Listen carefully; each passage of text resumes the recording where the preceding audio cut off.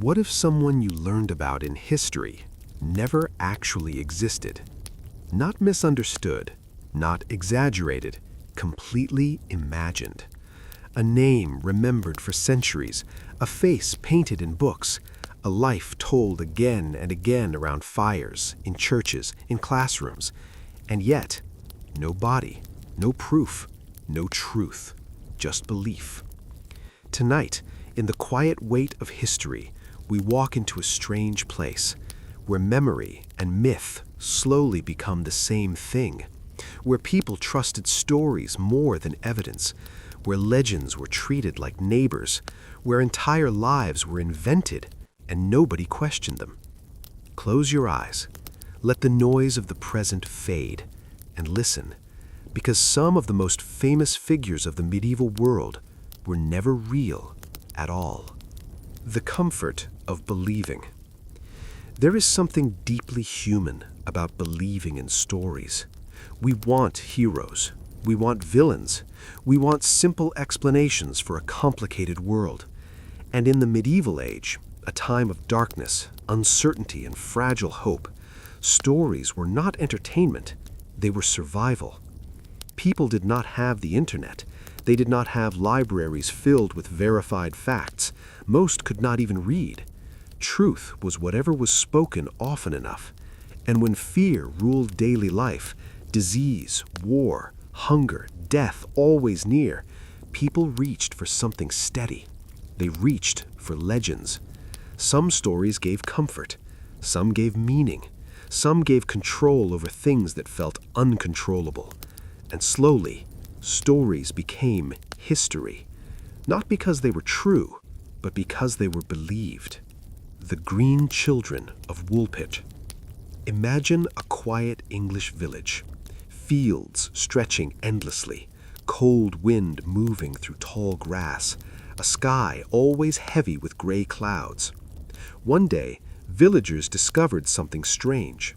Two children appeared near a wolf pit outside the village, a boy and a girl. They were terrified, silent, clinging to each other. But that was not the strange part. Their skin was green, not slightly tinted, not pale, green. Their clothes were unfamiliar, their language was unknown.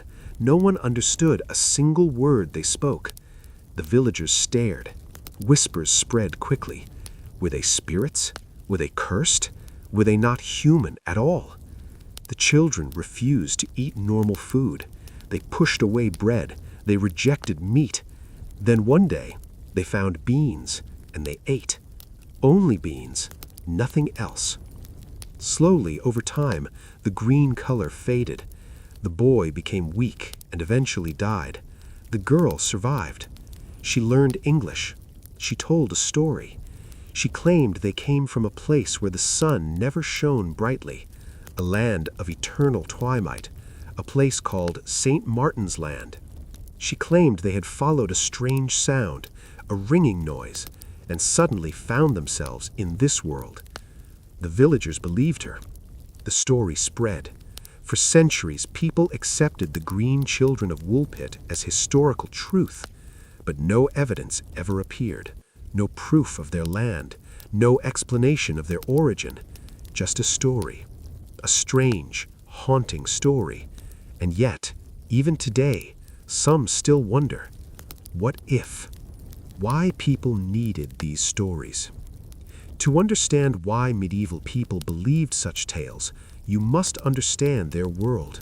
Life was fragile. A small infection could mean death. A poor harvest meant starvation. A storm could destroy everything. There was very little control. And when humans feel powerless, they search for meaning. Mystery gives shape to fear.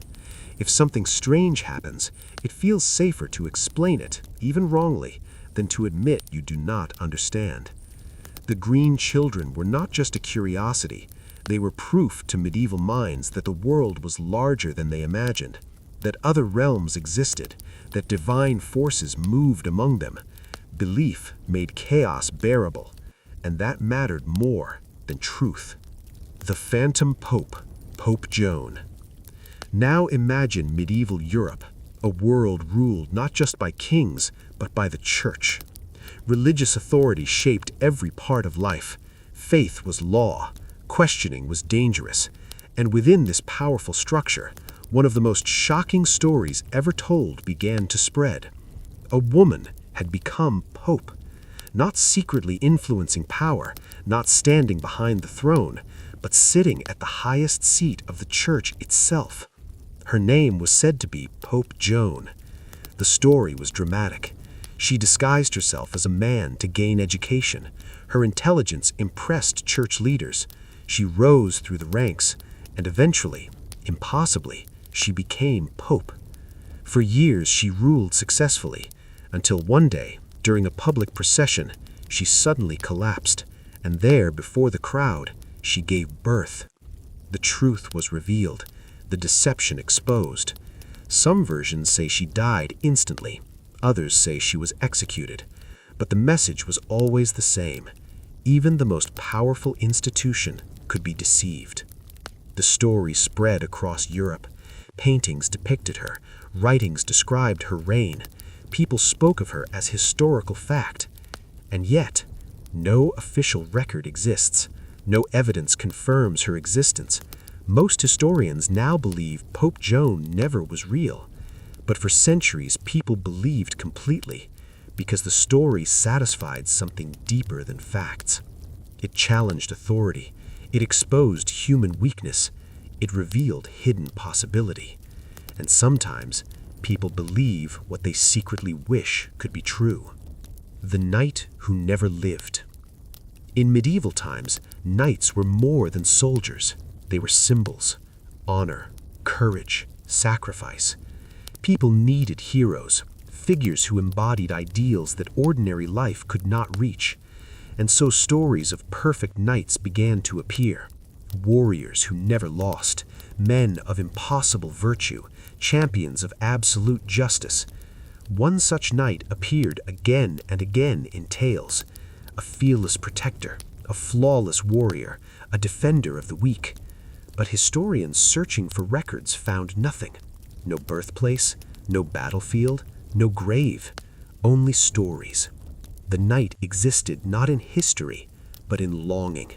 He represented what people wished humanity could be. And perhaps that was enough. The strange line between truth and story. In the medieval world, did not separate fact from fiction the way we do today. Stories were not labeled, records were incomplete, memory was unreliable. Writers mixed imagination with observation freely. A storyteller might describe a real king, and beside him, a dragon. To them, both could be true. Reality was flexible. Truth was emotional, not scientific. And so imaginary figures walked beside real ones in history books, unchallenged for generations. It was not deception, it was simply how the world was understood. Why these figures still fascinate us. Even today, something about these stories pulls us in, perhaps because they reveal a deep human truth. We do not live by facts, we live by meaning. We create symbols, we invent heroes, we imagine mysteries, and sometimes those creations become more powerful than reality. A fictional figure can shape culture, influence belief, guide behavior. Reality is not always what matters most. Belief is. A quiet reflection. Think about it. How many stories today will be believed hundreds of years from now? How many assumptions will future generations accept as truth? History is not just what happens, it is what survives, what is told, what is remembered. And memory is fragile. The fire crackles softly, the night grows deeper, and somewhere in the shadows of history, more forgotten figures wait. Lives that never happened, names that never belonged to anyone, stories that shaped the world anyway.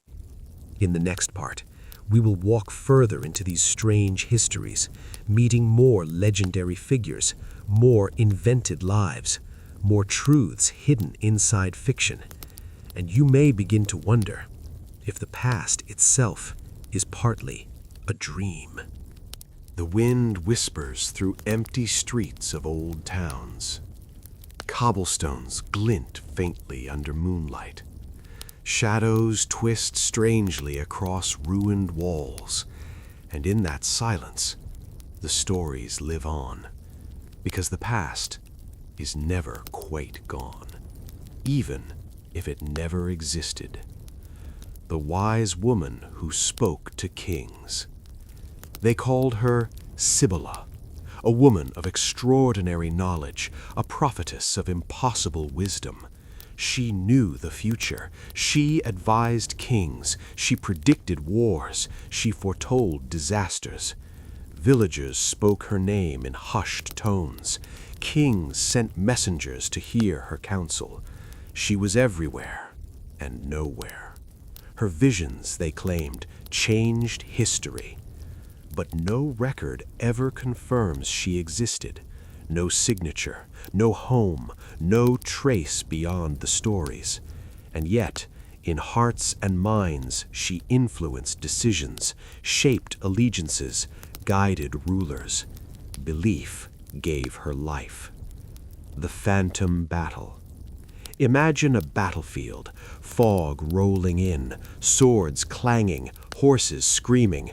Chroniclers wrote of a battle so massive it shifted kingdoms, one that would be remembered for centuries. The problem? Historians later discovered it never happened. No mass graves, no armories, no mention in any surviving documents outside those tales. Yet it was retold in every village. Songs were sung, children learned the heroics. Heroes fell, villains triumphed. It did not matter that it was fiction. It taught courage, sacrifice, fear, hope. History, they realized, sometimes prefers myth.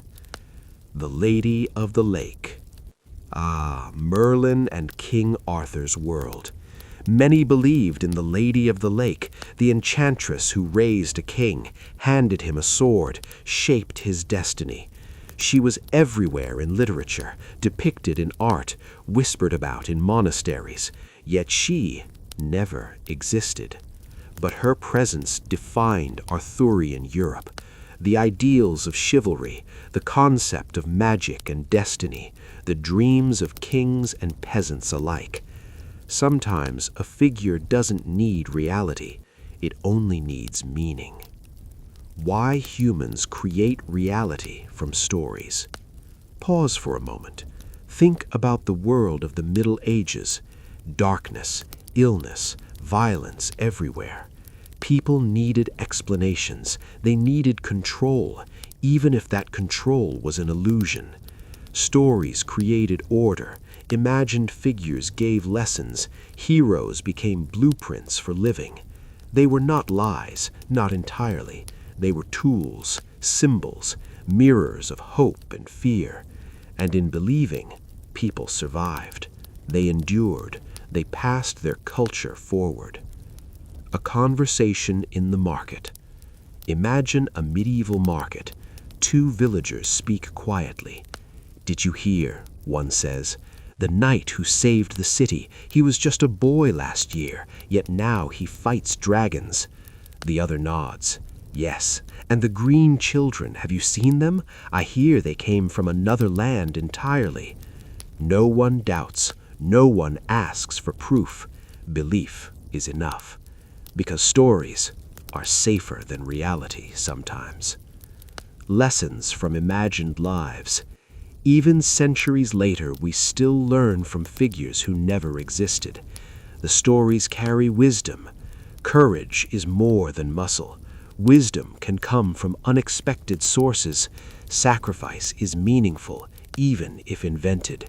Imagination shapes culture, morals, and ethics. They teach us empathy. They teach us fear. They teach us wonder.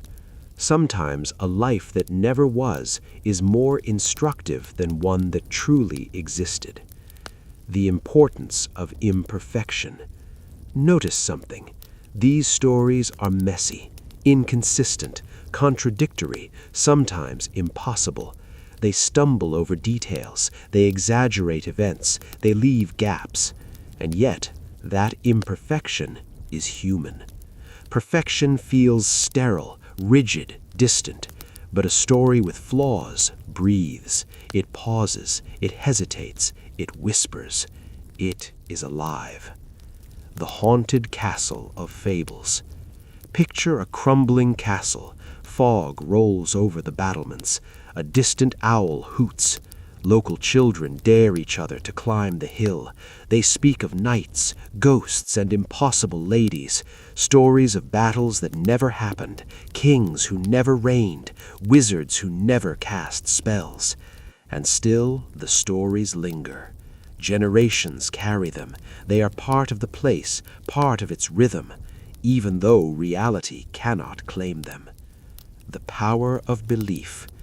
History is not just facts. History is human memory. It is interpretation. It is belief. Belief can give life to the non-existent. Belief can shape culture. Belief can inspire nations. Medieval people knew this intuitively. They understood that imagination could guide, heal, teach, and terrify, even if the figure was never there, even if the battle never happened, even if the queen never ruled. Belief makes it real. A whisper from the past. Close your eyes. Hear the fire crackle, the wind sigh through trees, the distant call of night birds. Now imagine a world where legends walk among us, where heroes are born of hope, where dragons, knights, and enchanted ladies shape the heart of humanity, not because they existed, but because they were needed, because people wanted to believe, because stories are more than reality. They are human. The last reflection. As night deepens, remember this. Some of the most famous names you've read about never drew a breath, never walked a street, never touched a hand. Yet in their absence, they left footprints on human thought, on art, on morality, on culture, on imagination. And in that, they became real. Sometimes the life of the mind is stronger than the life of flesh. Sometimes belief is immortality. The night grows heavier. The stories have settled into your mind. Softly, they linger like embers. Somewhere, in another castle, another town, another fire, someone is still whispering them. And maybe, just maybe, they never will stop. Before fast food, before restaurants, before even the idea of a modern city, there was a place where streets were already alive with smells of cooking bread, hot oil crackling, and strangers sharing meals under the open sky. A city louder than imagination, older than memory, Babylon, but tonight we are not visiting its kings, not its wars, not its empires. We are walking into its streets. We will hear the voices of ordinary people, taste their food, feel their daily struggles, because history is not built by rulers alone. It is built by hands that cook, feet that walk crowded markets, and hearts that simply try to live another day. Close your eyes. The gates of the ancient city are opening. The city awakens. Morning arrives slowly in Babylon. The sun does not rise suddenly. It spills gently over mud brick walls, touches rooftops, slides into narrow streets. A distant sound begins, footsteps, then more footsteps, a cartwheel grinding against stone, a donkey's low cry. A woman calling from a doorway. The city is waking. You step into a street already alive with movement. Dust hangs in the air. The smell of clay and river water mixes with something warmer, fresh bread. Always bread, it is the smell that guides you. Bread, the heart of everyday bread, was not just food here, it was survival. A baker kneels beside a clay oven. His hands move rhythmically, pressing dough, folding, shaping. No rush, just practice learned from generations. The fire glows orange. Heat presses against the skin. He places thin rounds of dough against the oven wall. Moments later, they puff, blister, darken, simple, warm, enough to sustain life. A mother approaches with her child. She exchanges a few small coins. The child cannot wait. Tiny fingers tear into the bread while steam still rises. No plates, no ceremony, just hunger and relief. In Babylon, bread was more than food, it was comfort. Life in the streets were narrow, busy, always loud, merchants shouted prices, children chased each other between carts.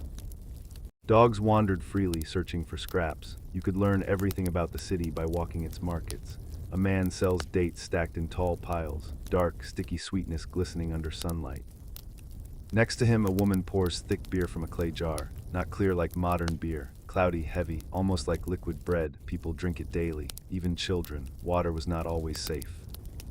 Beer was trusted. Nearby, a butcher cuts meat carefully, goat, sheep, sometimes fish from the river. Flies gather. The smell is sharp, yet life continues around it without pause.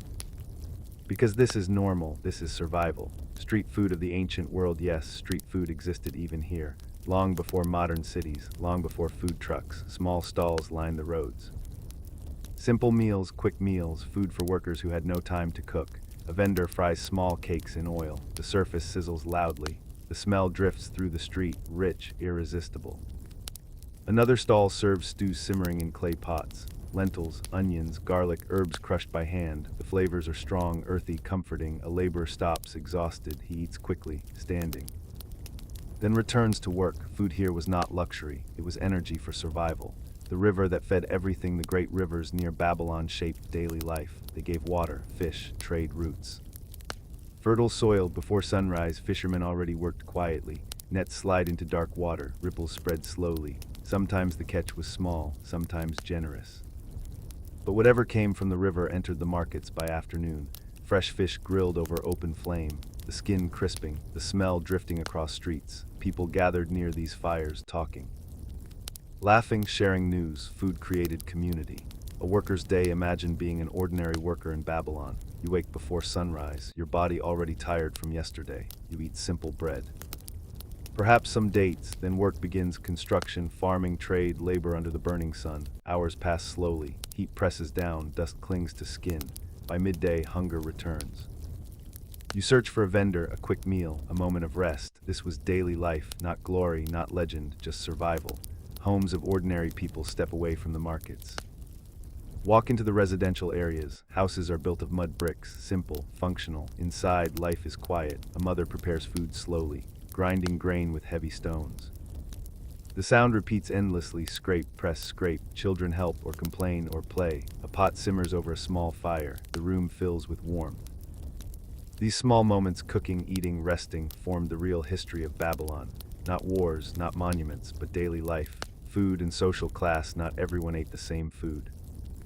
Wealth changed everything. The rich enjoyed meat regularly, exotic spices, imported goods. Their meals were elaborate, served carefully, prepared by servants, but most people lived simply. Bread. Grain, vegetables, occasional meat. Yet even simple food carried meaning. It represented stability, security. Another day survived. Markets at night. As the sun disappears, Babylon changes. The heat fades, a cooler breeze moves through streets, but the markets do not sleep. Oil lamps flicker. Shadows dance across walls. Night vendors prepare fresh food. Grilled meat, hot stews.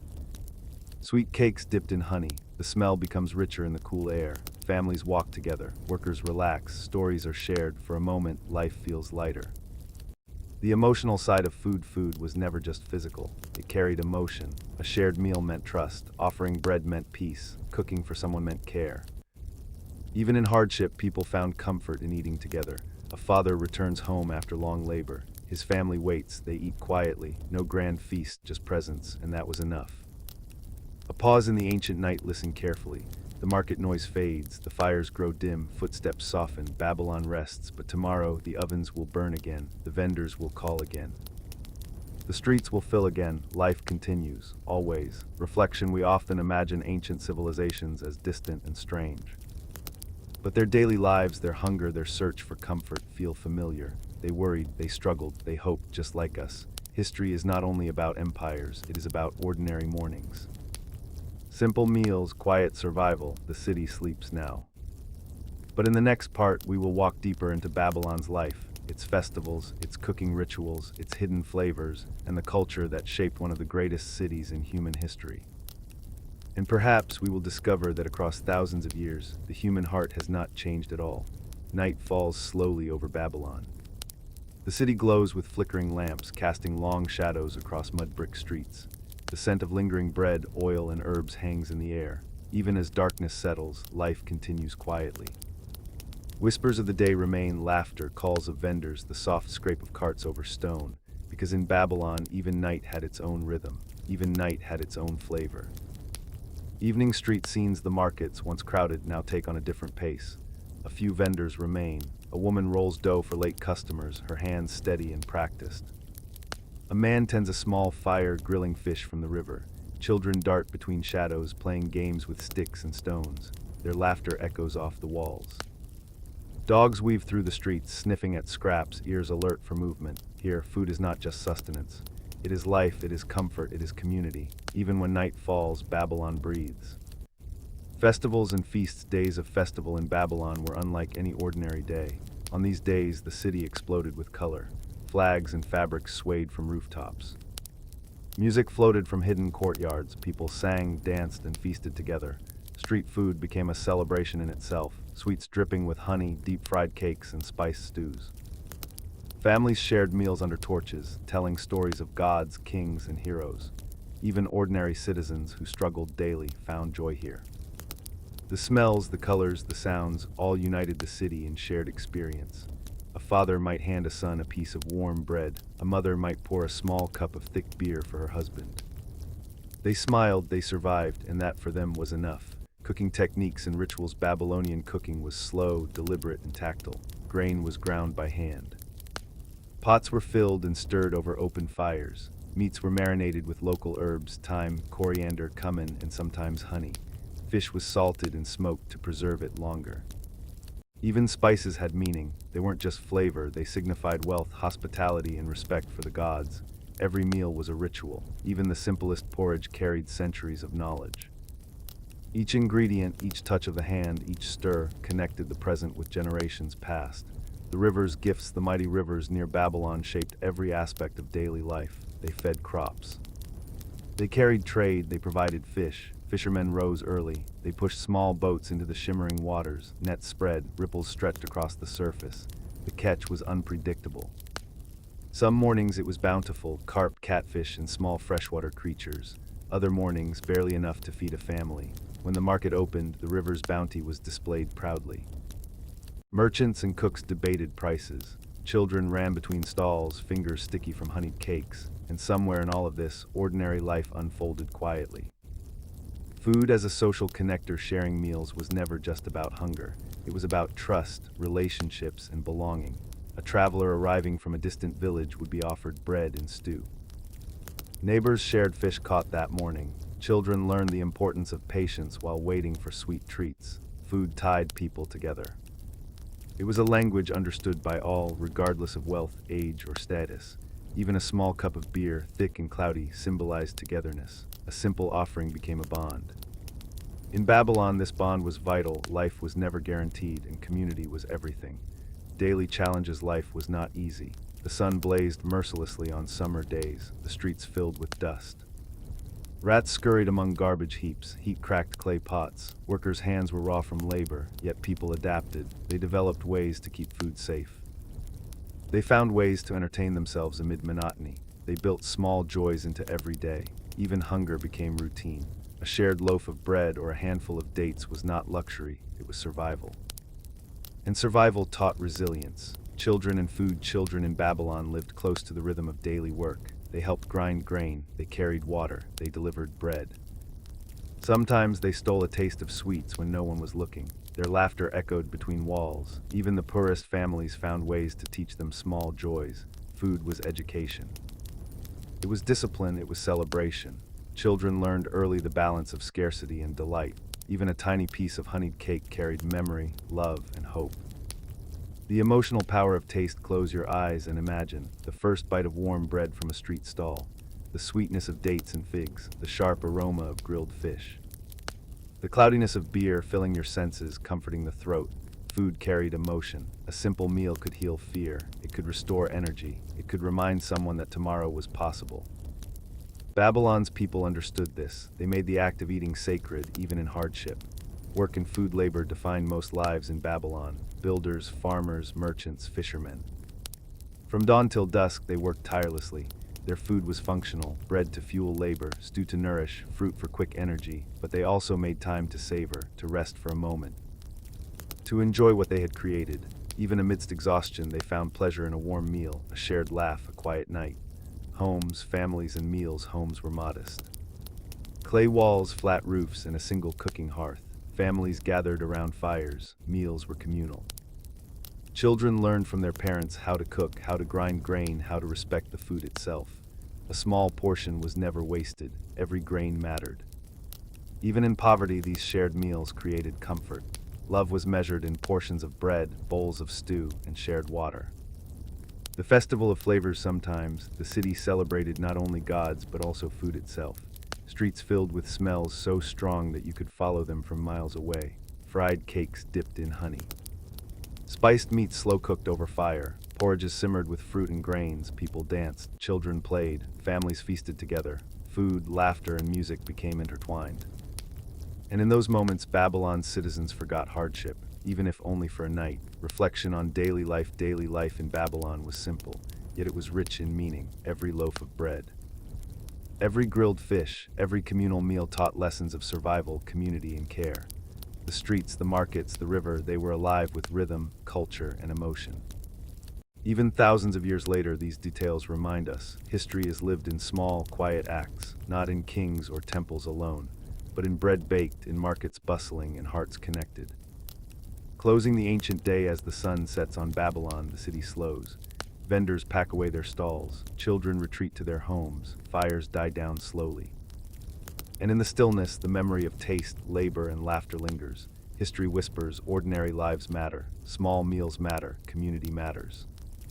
Even in a city that existed thousands of years ago, even in lives that seem distant now, humanity remains the same.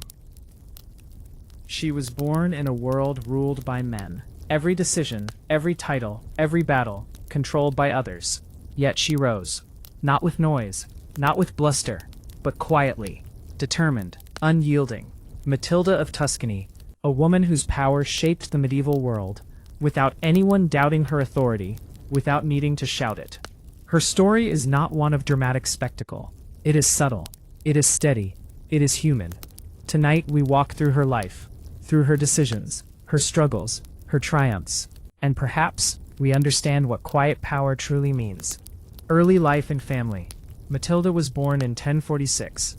In the rolling hills of northern Italy, a land of castles, villages, and constant political tension. Her family, the Canossa dynasty, was influential, but even influence meant navigating danger. Shift. Every neighbor could be an enemy. From a young age, Matilda understood power was not just inherited, it was learned, it was earned. She watched her father carefully. Every meeting, every council, every conversation with nobles or clergy. And she listened. She absorbed details that others overlooked. The subtle shifts of tone, the power hidden in quiet words. This was education. Not books, not classrooms, real politics, real survival. The weight of inheritance. When her father died, Matilda inherited lands and titles. Imagine being a young woman in the 11th century, suddenly responsible for vast estates, castles, towns, villages. People looking to you for protection, justice, and leadership. Many would crumble under the weight. Many would step aside. Not Matilda. She acted decisively. She managed her lands with efficiency. She balanced the needs of peasants, knights, and clergy. Her presence was commanding, yet never boastful. She proved early that leadership could be quiet and still be powerful. Alliance with the papacy. One of Matilda's most defining roles was her support of the papacy. At a time when emperors and popes fought for influence, her lands were strategic. Her loyalty was invaluable. Matilda chose carefully. She provided safe passage to allies. She negotiated disputes. She ensured resources were available when needed. Her decisions were deliberate, measured. Every move calculated to strengthen her position and the position of those she served. Supported. Power, she showed, did not require aggression. It required foresight, courage, and patience. The Castle of Canossa. One story stands out, the journey of Emperor Henry IV to Canossa. The emperor, excommunicated, faced a delicate situation. He traveled across mountains and snow to reach Matilda's castle. And there he waited, for 3 days, standing barefoot in the cold, before he was received by the Pope, thanks to Matilda's mediation. This moment became legendary, not because Matilda wielded a sword, not because she conquered armies, because she controlled access, influence, and trust. She shaped history with quiet authority. Daily life and leadership. Matilda's days were long.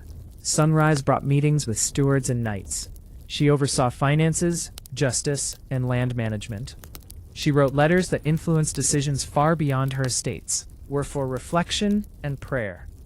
Meditation and counsel shaped her strategies. Her life was disciplined, purposeful, and exacting. Yet she remained human. She celebrated victories quietly. She mourned losses in solitude. She understood her responsibility, but never lost empathy for those she ruled. Challenges and adversaries, life was never simple. Enemies were everywhere. Nobles sought her lands. Rivals questioned her authority because she was a woman. Political storms came like sudden winds, threatening stability. Yet Matilda faced each challenge calmly. She negotiated, she acted, she defended what was hers. Sometimes diplomacy mattered more than war. Sometimes patience mattered more than action. She mastered the balance, and slowly her reputation grew. A woman to be reckoned with, feared by rivals, respected by allies. Faith and strategy played a key role in Matilda's life. Her support for the church was genuine, but it was also strategic. Aligning with the papacy secured her lands and influence. Yet she was no passive follower. She actively engaged in strategy, negotiation, and political planning. Her letters reveal intelligence, wit, and deep understanding of power dynamics. She exemplified the medieval ideal of a ruler, not only in force, but in mind and spirit. Personal life and solitude. Despite public power, Matilda's personal life was constrained. She never married, likely a choice to maintain control over her lands. She dedicated herself fully to leadership. Her days were consumed by duty, yet her private moments were quiet, reflective, deeply human. She likely walked her estates alone, observing people, learning their needs. She saw suffering and joy in equal measure. Her empathy shaped her leadership style. Was never just about authority. It was about understanding the lives of those you lead. Legacy and reflection. Matilda of Tuscany died in 1115. She left no armies, no famous battles, no dramatic scandals. But her influence endured. Her estates were organized. Her alliances shaped the medieval papacy. Her example inspired others, especially women seeking agency in a male-dominated world. Her power was quiet, her victories subtle. Yet in that quietness, she left a mark that echoes through history. Lessons from Matilda's life. Leadership is not always loud. True influence comes from understanding, patience, and foresight. Empathy is as powerful as armies. Discipline and reflection create lasting impact. Women in history often wielded power in subtle, overlooked ways.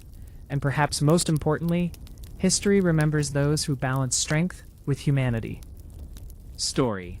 Imagine walking through the rolling hills of Tuscany. The sun sets behind distant mountains. Wind whispers through olive trees.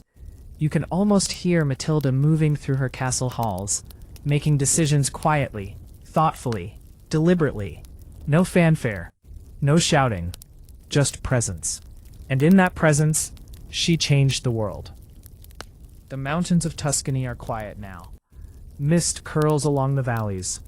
Olive trees sway gently. But centuries ago, these hills were alive with whispers, negotiations, and the soft clatter of armor. Matilda of Tuscany walked these hills, not as a warrior, not as a queen, but as a ruler whose decisions could tip the balance of empires. Political intrigue and diplomacy. Matilda's world was treacherous. The Holy Roman Emperor, the Pope, local lords with shifting allegiances.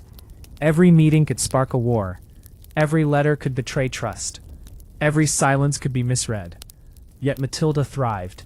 She mediated conflicts. She offered safe passage for armies. She hosted clandestine meetings in her castles. Her power was invisible to those expecting swords and banners. It was subtle, strategic, almost surgical in its precision. The Emperor at Canossa, a test of patience. Perhaps her most famous political moment came with Emperor Henry IV. Excommunicated, humiliated, desperate, he traveled through snow to reach Matilda's castle at Canossa. 3 days, barefoot in the cold, waiting, and Matilda did not rush him. She did not yield. She held the power quietly. When he was finally admitted to the castle, the terms were hers. The church's authority, Matilda's mediation, and her judgment determined the outcome. It was a lesson in restraint, in patience, in the quiet wielding of influence. No banners, no army, just intellect, timing, and presence, managing estates and loyalty. While emperors and popes debated across Europe, Matilda managed her lands. Castles, towns, farms, and villages, each required careful attention. Every steward and knight depended on her judgment. Farms observed workers and traders, learned which crops thrived, which roads needed repair. Her subjects respected her because she was present. She knew their lives. She protected them. She led without arrogance. Even in a world dominated by men, she commanded loyalty with quiet authority. Battles without fighting. Matilda did not shy from conflict, but her battles were often strategic rather than violent. Alliances were weapons. Trust was armor. Negotiation was a sword. She could convince a rebellious lord to surrender lands without drawing steel. She could navigate papal politics to secure advantage for her territories. Power, she showed, did not always require blood. It required patience, observation, and foresight. And in this, she excelled. Faith and leadership. Matilda's deep devotion to the church was genuine. Her faith guided her decisions. But it did not. Also shaped her influence. She offered support when it mattered most. She defended the Pope during crises. She used spiritual authority to enforce political stability. Her letters reveal wisdom, subtlety, and vision. Not a single word wasted. Every line measured to inform, persuade, and influence. Even centuries later, historians marvel at her intellect. Power came at a personal cost. Matilda never married. She did not have children. She devoted herself fully to her responsibilities. Her life was disciplined, her days long, her nights reflective. Solitude was both companion and challenge. She felt the weight of every decision, the fear of failure, the pressure to protect her people, her lands, and her legacy. And yet, she endured. Matilda also guided others. Young nobles, clerics, and advisors learned from her.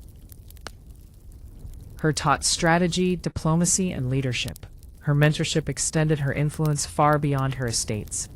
She shaped a generation of rulers, mediators, and leaders, and all of them remembered. Her example was quiet, principled, and unwavering. The human side of leadership. Behind the castles and politics, Matilda remained human. She experienced grief, loss of friends and allies, the anxiety of war, the exhaustion of endless decisions. Yet she smiled when seeing children play in her towns. She rejoiced in small victories, a bountiful harvest, a safe trade route, a dispute resolved. She understood that leadership was not just authority, it was connection, empathy, understanding the lives of those she led. Reflections on power. Power can be loud and showy. It can be brutal, spectacular, and feared. But Matilda's power was quiet, measured, invisible, yet unshakable. She demonstrated that true leadership is not always noticed, that influence is often silent, that the greatest victories may leave no parade, no celebration, no song. History remembers her not because she conquered armies, but because she shaped the world subtly, decisively, and humanely. Later years and legacy. As she aged, Matilda continued her duties. Her lands remained secure, her people loyal, her influence enduring. She passed away in 1115, leaving behind a legacy of wisdom, courage, and quiet authority. No dramatic battles, no glittering titles, but a life that reshaped politics, defended the church, and proved the strength of a determined mind. Her legacy teaches us, leadership is not always spectacle. Courage is not always noise. Power is not always seen. Closing reflection. The hills of Tuscany. The sun sets slowly, painting the sky gold and crimson. Wind brushes over olive groves. You can almost hear her, Matilda of Tuscany, moving through her castle, making careful decisions, reading letters, listening to her advisors. Quiet, patient, resolute. Her story reminds us that sometimes the most profound influence is subtle. The quiet power endures. The human touch endures. And in that endurance, we find inspiration. The streets were alive with anticipation. Drums beat softly. Bells chimed from distant towers. People gathered, leaning on fences, peering from windows. It was a day unlike any other. A day when stories of gods, sinners, and miracles came alive. Not on pages, not in silent contemplation, but on wooden stages in the open air. This was the world of medieval mystery plays, a place where religion and theater intertwined, where ordinary people could witness heaven and hell, and where culture, belief, and drama converged. The birth of mystery plays. Mystery plays began as simple religious rituals. Churches would act out stories from the Bible. At first, it was only the clergy, in Latin, speaking to the faithful. But slowly, the performances moved outside. The streets became stages. Local guilds took responsibility for plays. Bakers, carpenters, blacksmiths. Participating. And suddenly, it was not just a story. It was entertainment, education, community. Every play carried meaning, lessons on morality, faith, and society. And every performance was unique, influenced by the people performing it. Guilds and community performance. Imagine the bustling streets of a medieval town. The blacksmith hammers rhythmically. The baker smells of warm bread. Children run about, shouting. And somewhere, a troupe prepares for a play. Guilds took pride in their productions. Each guild might perform a particular biblical story. Noah's Ark, the Resurrection, the Last Judgment. They built sets with what they had. Wooden platforms, painted backdrops, and props crafted by hand. Every performance was imperfect, and that imperfection made it human. It made the stories alive, immediate, and relatable. Education. Most people could not read. Books were scarce. Knowledge belonged to the clergy or the wealthy. Mystery plays served as a living text. They brought biblical stories to life. They taught morality, virtues, and the consequences of sin. Imagine a man standing in the crowd, watching Adam and Eve struggle, watching Cain and Abel's tragedy unfold, learning lessons without a word written down. The story became part of his memory, woven into his understanding of right and wrong. Theatrical performance was not just entertainment. It was education. It was faith incarnate. Hidden layers and subtle messages. But these plays were not always straightforward. Behind the dramatic gestures and chants, hidden layers emerged. Messages about power, politics, and social norms were encoded subtly. A king's arrogance might mirror a local noble's behavior. Tricks might reflect the town's fears. Audiences learned to read the nuances, to see connections between the sacred and the worldly. The performances were alive with both religious instruction and social commentary. Costumes and stagecraft. Costumes were elaborate for the time. Priests, angels, devils, kings, and peasants. Each garbed in colorful fabrics, sometimes adorned with gold or embroidery. Masks added expression and mystery. Props, simple yet symbolic, represented entire worlds. A ladder for heaven, a skull for mortality, a sword for divine justice. The streets themselves became part of the stage. Windows, balconies, and walls created natural scenery. Even the audience participated. Their reactions, gasps, and laughter became part of the performance. The emotional impact. Mystery plays were immersive. You could feel tension rise as villains plotted. During miracles, you wept at the suffering of saints. The plays did not just teach. They made you feel. They blurred the line between reality and performance. A child watching the fall of Lucifer might hide behind a parent's cloak. A farmer might reflect on his own sins when seeing Cain punished. The emotional weight lingered long after the performance ended. Hidden stories of saints and miracles.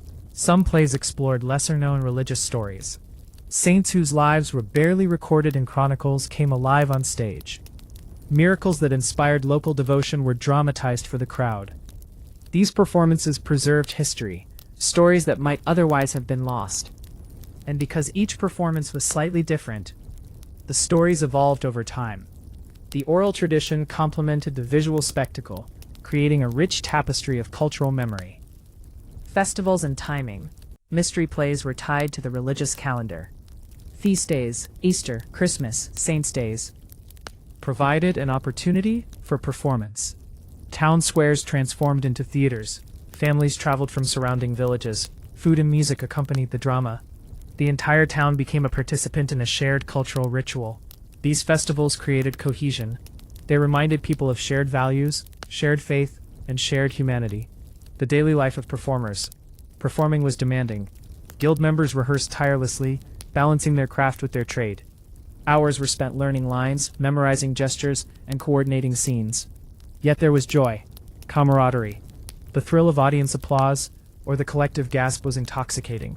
Performers knew their work mattered. They preserved stories, taught lessons, and entertained. And their commitment made the streets of medieval towns come alive. The intersection of culture and religion. Theater. They reflected the culture, values, and worldview of medieval society. They were a bridge between the sacred and the everyday. Through these performances, ordinary people glimpsed heaven and hell. They learned moral lessons.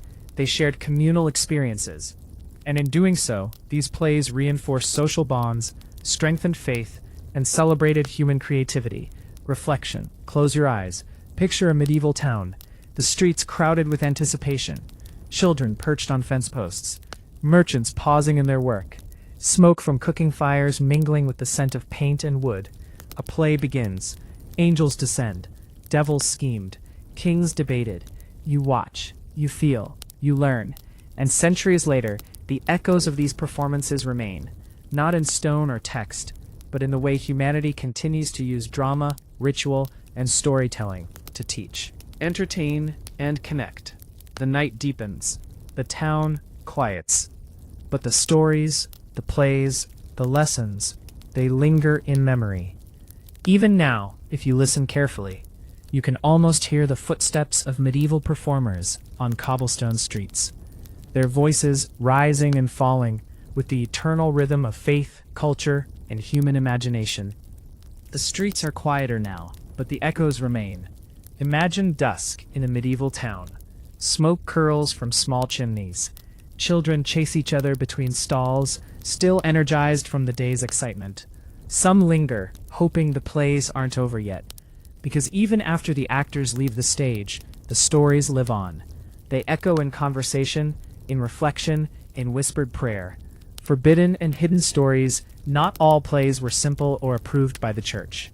Some ventured into stories considered dangerous, controversial, or provocative. Mysteries of saints' lives, miracles that questioned authority, or tales of morality that challenged local leaders. Actors and guilds often added subtle commentary, lines that made the audience think twice, nudging them toward reflection, empathy, or critique. These were the hidden stories, the layers beneath the spectacle. Beneath the songs. Emotional engagement of the audience. Audiences reacted passionately, gasping at a devil's mischief, cheering at divine intervention, murmuring as moral lessons sank in. Children hid behind parents during frightening scenes. Adults nodded knowingly at familiar social critiques. It was more than entertainment. It was a mirror of their world, reflecting fears, joys, and shared values. The performances were imperfect, lines forgotten, props broken, mistakes made, and yet the imperfection made it human. It made the story feel alive, immediate, and real. The role of music and chanting. Music was vital. Drums, flutes, and simple string instruments accompanied performances. Chanting echoed from actors' mouths, sometimes in Latin, sometimes in the local vernacular. Music punctuated tension. A sharp note could signal danger. A soft melody could soothe or signal divine intervention. Audiences didn't just watch, they felt. Their hearts raced, paused, and swelled with the rhythm of performance. The performer's perspective. Performers themselves lived in a delicate balance. Guilds demanded excellence. Church officials demanded orthodoxy. The crowd demanded emotion and engagement. Rehearsals were intense. Actors memorized complex lines, coordinated gestures and props, practiced entrances and exits, sometimes on unstable platforms. Yet the joy of storytelling carried them through. The audience's laughter, tears, or silence validated their effort.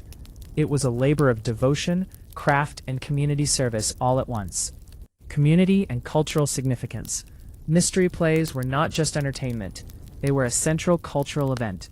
Families traveled for miles. Markets paused. Neighbors gathered, reinforcing social bonds. These plays preserved stories, encouraged moral reflection, and created a shared sense of identity. Even illiterate townsfolk could experience the narrative, learn the lessons, and participate in communal memory. Culture and religion intertwined seamlessly, shaping society one performance at a time. Hidden tensions and subversive elements. While stories often followed biblical narratives, hidden tensions reflected societal struggles. Villains might represent local tyrants.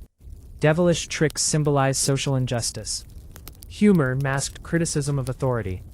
Subtlety mattered. A line could be heard differently by nobles and commoners. The clever playwright or performer could communicate daring messages without facing censure. In this way, mystery plays became more than moral lessons. They became instruments of social awareness. Storytelling. Though medieval stagecraft was simple, visual impact was immense. Costumes, masks, and props created worlds for the audience. Clouds of incense or smoke suggested divine presence. Simple scaffolds transformed into mountains, heavens, or hellish pits. Even a cracked mask or crooked backdrop added humanity. Imperfection created intimacy. It reminded viewers that they, too, were part of the unfolding story. Audience participation. Audiences were active participants. They shouted warnings. They applauded miracles. They whispered advice or commentary. Children ran forward during exciting scenes, grabbing props or mimicking actors. This dynamic made each performance unique. No two plays were exactly the same. Every gesture, reaction, and laugh shaped the story anew. Lessons and morality. Beyond spectacle, the plays conveyed deep lessons. Consequences. Justice and mercy were intertwined. Human action mattered in the eyes of the divine. Every miracle or punishment had meaning. Every character, even minor, carried a lesson. The plays taught more than theology. They taught empathy, courage, honesty, and community responsibility. Behind the scenes, preparation and devotion. Preparation was an art form. Guild members spent weeks building sets, crafting costumes, and rehearsing lines. Every small detail mattered. Lighting, sound, and timing were practiced meticulously, even without modern tools. It was a labor of love, devotion, and faith. Each performance honored both God and community. Even minor errors became part of the charm and authenticity. The human element. Despite the religious themes, the plays were deeply human. Characters displayed doubt, fear, joy, and ambition. Villains were not merely evil. Flawed humans. Saints were not untouchable. They struggled, endured, and triumphed. Audiences recognized themselves in these stories. They laughed, cried, and reflected. And in that recognition, culture, religion, and entertainment merged seamlessly. Reflections on medieval entertainment. Mystery plays reveal that medieval life was rich in creativity, ritual, and emotion. They show us a world where art, faith, and culture were inseparable, where ordinary people engaged with profound narratives, where storytelling shaped values, memory, and society. Even centuries later, the echoes remain, in theater, in ritual, in communal memory. Closing the medieval day. As the night deepens, the streets empty. The performers pack away props, the guilds retire to their homes, and the audience returns to quiet life. Yet the stories linger, the morality, the drama, the human. Experience. History whispers. Medieval entertainment was more than diversion. It was culture incarnate. It was connection. It was humanity, alive in the flicker of a stage fire, in the gasp of a child, in the laughter of a community. Night falls over the village. Lanterns flicker. The wind carries distant howls. Dogs bark at shadows. In medieval Europe, the night was alive with fear and fascination. People believed spirits roamed forests, demons hid in corners of homes, witches whispered curses, and yet life went on. Daily routines continued, tempered by these invisible forces. Superstition was a companion, constant and unavoidable. Strange rituals for protection. Every home had rituals to keep evil away. A broom placed upside down by the door to stop spirits from entering. Iron nails embedded in thresholds to prevent witches from walking in. Candles burned at midnight to honor saints and ward off misfortune. Families believed these small acts could make the difference between a safe night and disaster. The line between faith and superstition blurred. Sometimes it was religion, was magic. Often it was both. Curses and folk justice. Misfortune often demanded explanation. If a cow died mysteriously, a neighbor might be blamed. If crops failed, curses or enchantments were suspected. People turned to folk healers, wise women, or even priests to uncover hidden causes. Punishments could be symbolic, an apology, a ritual, or payment. Or they could be brutal. Accusations of witchcraft, public shaming, or exile. Fear of curses kept society cautious, polite, and in a strange way, orderly. Animal omens and signs. Animals were messengers of fate. A black cat crossing the road could signify misfortune. A crow perched on the roof might warn of death. Dogs howling at midnight could indicate evil spirits nearby. Farmers, travelers, and merchants interpreted these signs daily. Decisions were made based on animal behavior. When to plant, when to travel, when to harvest. Superstition was deeply practical, guiding behavior in a world that offered little certainty. Miracles and everyday magic. Miracles were part of daily expectation. A child surviving an illness. A river rising just enough for crops. A lost object found after a prayer or charm. People recounted these events with awe. They believed the divine intervened, often through mundane acts. Even simple actions, sprinkling holy water, tying a charm around a wrist, carried power. Faith and superstition were inseparable, and humanity thrived within this belief. The role of storytelling and belief. Stories passed orally reinforced these ideas. Tales of haunted forests, legends of saints performing impossible feats, accounts of towns cursed for greed or pride. Storytelling served multiple purposes: entertainment, education, warning, and preservation of culture. Had its storytellers, sharing the supernatural alongside the everyday. Children learned courage. Adults remembered humility. Belief was alive in every tale told by the hearth. Superstition shaped societal hierarchy. Leaders invoked divine favor to justify decisions. Peasants obeyed both for piety and fear of punishment. Wise women, shamans, and healers held influence, navigating between reverence and suspicion. Even mundane actions were influenced: how houses were built, how fields were plowed, how marriages were arranged. Belief guided ethics, morality, and communal harmony, a subtle force as powerful as law or authority. Unusual practices and rituals. Some rituals were bizarre to modern eyes: carrying animal bones for luck, throwing coins into wells to secure blessings, observing the phases of the moon for daily tasks. Strange. They reflected a deep desire to influence life. Humans in the Middle Ages sought patterns and meaning in every corner. They sought control, however symbolic, over chaos and uncertainty. Fear, courage, and human resilience. Life was unpredictable. Illness, famine, and death were constant threats. Yet people endured. Superstition could be frightening, but it also provided courage, a charm to ward off disease, a prayer to protect children, a ritual to ensure a safe journey. In this delicate balance of fear and hope, humanity persisted. Daily life demanded adaptation, resilience, and imagination. Connection between myth and daily life. Myth and superstition were not separate from reality. They guided behavior: which days to plant crops, which foods to avoid, which journeys to undertake. They shaped community norms, respecting healers and wise women, acknowledging local saints and holy sites, observing taboos and rituals. Belief was woven into every aspect of life. It gave meaning to suffering and joy alike. Cultural legacy. Even centuries later, echoes of these beliefs remain. Stories of witches, curses, and omens survive in folklore. Rituals once essential to survival became traditions. Superstitions that governed everyday decisions are still part of human imagination. They remind us that human beings always seek understanding, hope, and control in an uncertain world. Closing reflection. Imagine the village at dusk. Lanterns glow. Smoke rises from hearths.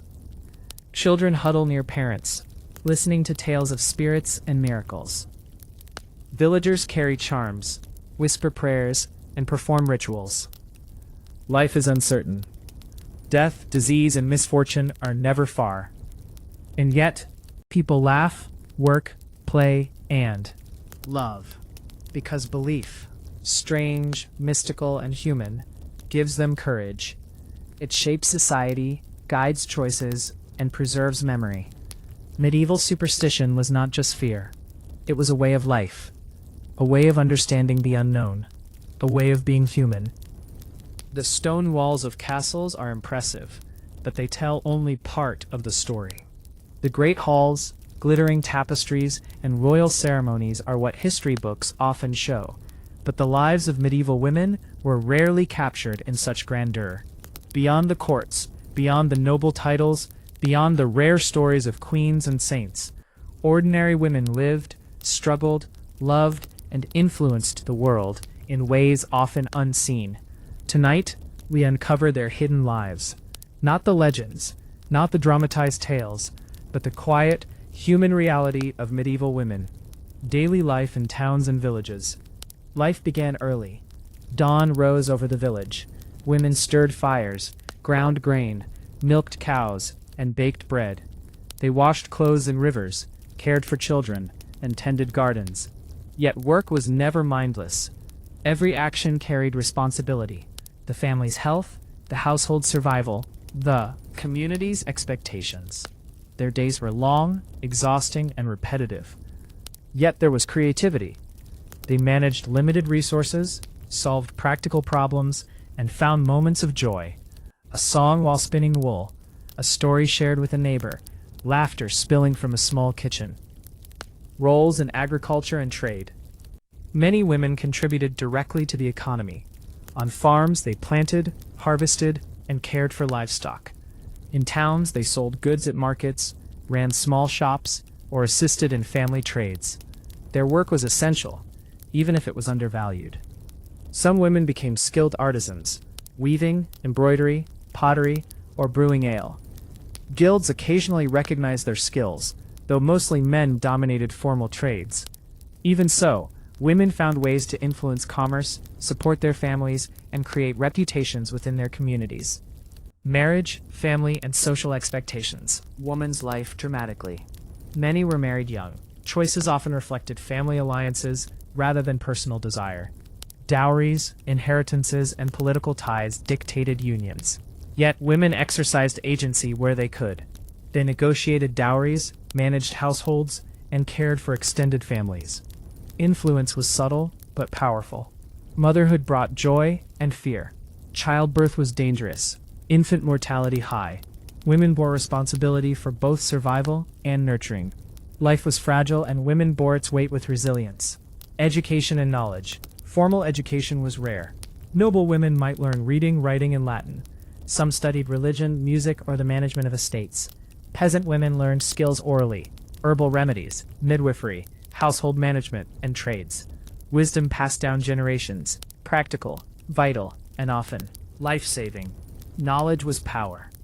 Even in silence, women influenced medicine, economy, and daily life through practical skill and insight. Religious life and spirituality. Faith played a central role. Women attended Mass, prayed, and observed saints' days. Nuns lived in convents, dedicating lives to contemplation, education, and charity. Religion offered purpose, community, and sometimes independence. It gave women authority within spiritual spaces, leadership over novices, management of convent lands, and preservation of sacred knowledge. Even laywomen navigated faith creatively. Charms, prayers, pilgrimages, and household rituals blended belief and daily life. Influence behind the scenes. Power was rarely public, yet women influenced family, politics, and society quietly. A noble woman might advise a husband or son. A peasant woman might guide a community through seasonal decisions. Disputes ensured alliances through marriage and preserved cultural norms. Even without titles, they shaped history. Their presence, counsel, and management often determined the success of households, estates, and communities. Challenges and risks. Life was hard. Women faced social limitations, legal restrictions, and vulnerability. Widows were often dependent on male relatives. Unmarried women might be ostracized. Accusations of witchcraft could endanger their lives. Yet women adapted. They formed networks, relied on kinship, and found agency within constraints. Every small decision, how to raise children, manage property, or support neighbors, reflected courage and strategy. Cultural and creative contributions. Art, craft, and storytelling were realms where women left lasting impact. They embroidered tapestries with intricate designs. They preserved oral histories, folk tales, and legends. They composed songs, prayers, and letters that reveal both intellect and emotion. Creativity allowed women to express themselves, influence society, and leave traces of their lives that survive in artifacts and manuscripts. Personal reflections and humanity. Behind every medieval woman was a human story. Joy in a child's laughter, grief at the loss of a loved one, pride in skillful handiwork, anxiety over survival and safety.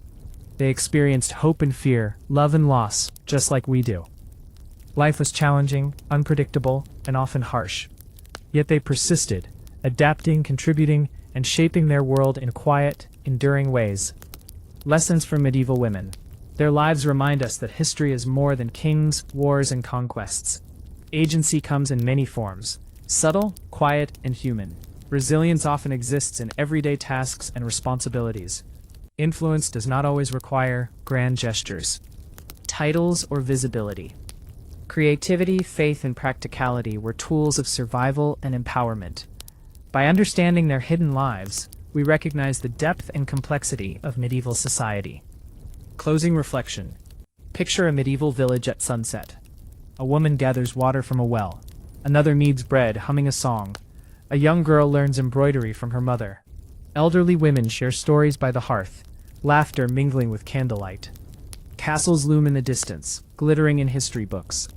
But the real story, the daily human experience, is found in these humble moments. The hidden lives of medieval women were rich, complex, and deeply human. They carried society on their shoulders, shaped culture, and influenced the world, often silently, but always powerfully.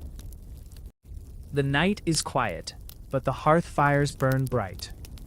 Inside homes, women finish the day's work, preparing meals, stitching clothing, tending children. Their hands are worn, their minds alert, their hearts resilient. History often tells of kings and battles, but the women of this era fought quieter battles against disease, scarcity, societal expectation, and personal loss. And in those struggles, they forged strength that shaped generations. Managing estates and families. For noble women, responsibility extended beyond the home. Castles required constant oversight. Servants, supplies, and finances needed careful attention. A noble woman's judgment could secure prosperity or invite ruin. She negotiated contracts, supervised lands, and sometimes even defended the estate in her husband's absence. Decisions weren't ceremonial, they were critical. A misjudged harvest, a delayed payment, or a poorly managed alliance could bring disaster. Timed alliance could have grave consequences. Her influence was practical, visible in everyday life, and decisive in matters of wealth and survival. Women as advisors and diplomats. While kings and lords attended councils, noble women operated behind the scenes, advising their husbands or sons on alliances, mediating disputes between families or villages, hosting diplomats and visiting dignitaries. Their diplomacy was subtle but powerful. A single word, a gesture, or the careful timing of information could sway decisions. Their influence was not always recorded, but it was felt in the shaping of medieval politics and society. Economic contribution of ordinary women. Peasant women also carried immense responsibility. They cultivated fields alongside men, managed livestock, processed food for storage, and crafted goods for sale or trade. Women participated in markets, sometimes openly, sometimes through male relatives, selling textiles, dairy products, herbs, or pottery. Their economic activity was essential to household survival. Even in restrictive societies, women's labor was central to community life. Healers, midwives, and knowledge keepers. One of the most critical roles women played was in healthcare. Midwives assisted in childbirth, often the difference between life and death for mother and child. Herbal remedies, poultices, and charms were tools of survival. Women shared knowledge orally, preserving traditions and practical wisdom. Their expertise commanded respect, and sometimes suspicion. Fear of witchcraft coexisted with gratitude for life-saving skill. Their work blended science, intuition, and empathy. Education, literacy, and creativity. Education for women was rare, yet significant. Noble women might read, write, and study religion, music, or estate. Management. Peasant women educated children, passed down practical knowledge, and preserved oral traditions. Many women expressed themselves through art, embroidery, weaving, illuminations, and music. Even small acts of creativity, a decorative stitch, a handmade item, a song taught to children, carried cultural significance. Through these acts, women shaped medieval society, culture, and legacy. Marriage was both a constraint and an opportunity. Some women were pawns in political alliances, yet many exercised agency in negotiation, household management, and influence over husbands or in-laws. Love, affection, and ambition all played roles, but the stakes were often survival, security, and status. Widows, too, found paths to independence, managing estates, engaging in trade, or mentoring younger women. In a male-dominated world, these choices reflected courage, strategy, and resilience. Religion, convents, and spiritual influence. Religion offered another domain of influence. Convents provided women with autonomy rarely found elsewhere. Leadership over nuns and novices, management of land and resources, preservation of texts, knowledge, and art. Faith guided personal decisions for both noble and common women. Pilgrimages, prayers, and household rituals were ways to seek protection, guidance, and personal empowerment. In spiritual spaces, women exercised agency, shaped communities, and contributed to the moral and intellectual life of society. Social networks and solidarity. Women formed networks of support. Neighbors, family members, and guild connections created bonds. They shared knowledge, provided assistance during childbirth or illness, and advised one another on daily challenges. These informal networks offered resilience against the pressures of poverty, disease, and social expectation. They were lifelines, often invisible to history, yet crucial to survival and well-being. Stories of courage and resistance. Not all women accepted societal limits quietly. Some challenged local authorities. Some protected their families against injustice. Some preserved knowledge, skill, and cultural memory despite threats of punishment or suspicion. Every act of courage, small or large, shaped the world around them. Through resilience, wit, and resourcefulness, women navigated a world that often underestimated them. Daily emotional life. Beyond duties, women experienced deep emotion. The pride of raising capable children. The sorrow of losing loved ones. The joy of festivals, weddings, and community gatherings. The quiet reflection during long nights of work or solitude. Emotion, human and universal, defined their experience as much as their labor or influence.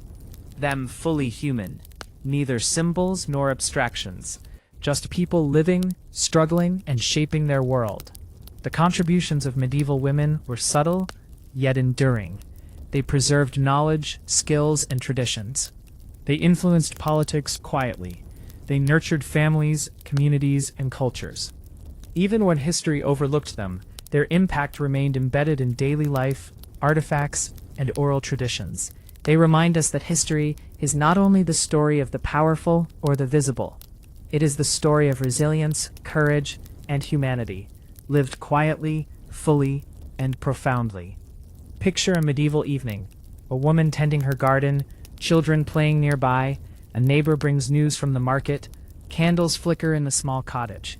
Life is hard, life is beautiful, life is human. The hidden lives of women reveal the heart of medieval society. Resilience, intelligence, care, and agency. They shaped families, economies, culture, and faith, often unseen, yet profoundly influential. History may not always record their names, but their presence, impact, and humanity endure through time.